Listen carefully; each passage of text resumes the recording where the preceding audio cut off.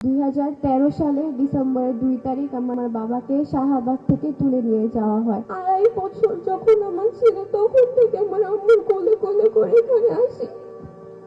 এখন আমি বড় হয়ে গেলাম এখানে আস্তে আস্তে।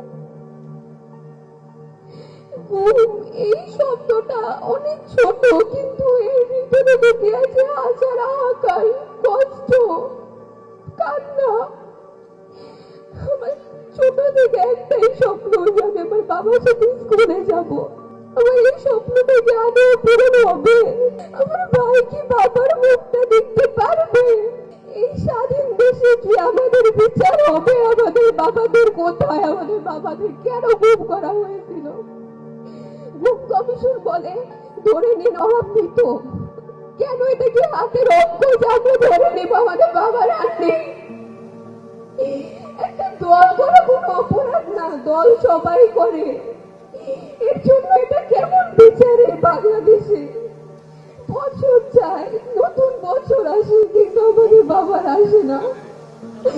আমরা এই একটা বছরের বেশি হয়ে গেল 5 আগস্টের পর, কিন্তু আমরা একজনকেও ফেরত পেলাম না।